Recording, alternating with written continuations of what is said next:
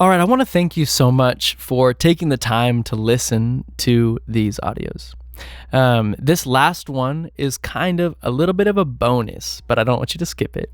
And it's because I kind of finished all my notes. I talked through everything that I had written down with regards to incarnational ministry and the power of presence, and I realized that I was leaving out something super important, and that is grace and patience. And yeah, the reason I say that's so important is because you cannot sustain continuous presence with other people without developing a heart of grace and patience. Without grace, communities come unglued. That's why the title of this audio is The Glue of Grace. And you've probably experienced that at some point. You've probably been through a crazy argument, or a friend group has kind of come unglued, or you've been through a breakup, and it's been because of a lack of grace and patience. Ephesians 4:2, Paul says, "Be completely humble and gentle.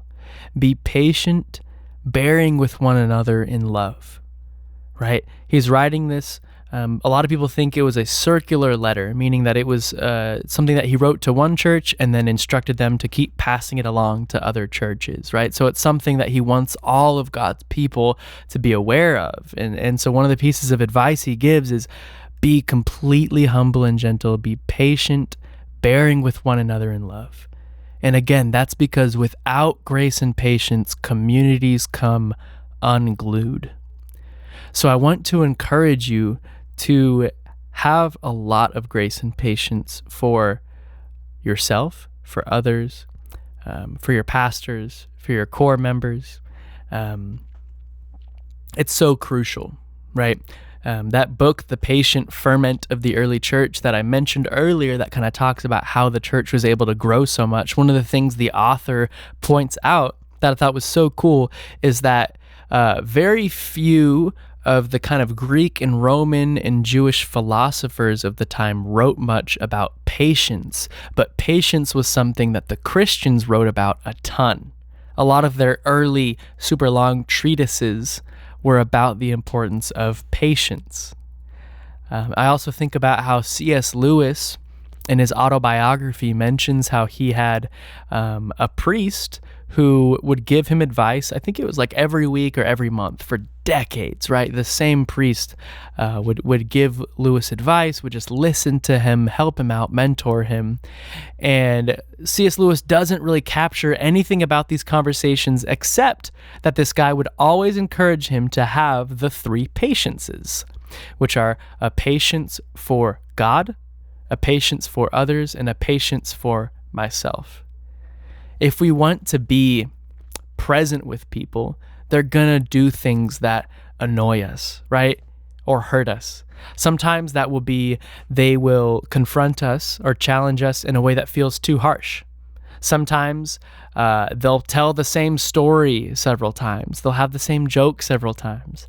I don't know about you, but I'm like a jerk on the inside sometimes, and literally I can get annoyed by the way people breathe. If they breathe too loud or they chew too loud, right? Or someone can say something that rubs me the wrong way.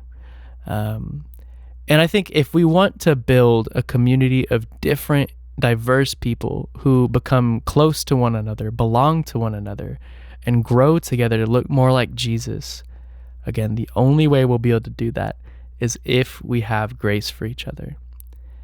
And the only way to really develop grace for each other is to remember how much grace God has had for us, right? So again, I want that to just kind of be something that exists in the soil that you grow out of, in the foundation that you build on this year, is to remember to have abundant grace for one another.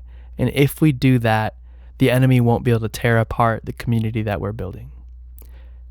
God, I want to thank you so much for being a God who is present with us, who has grace for us, and who teaches us to do the same.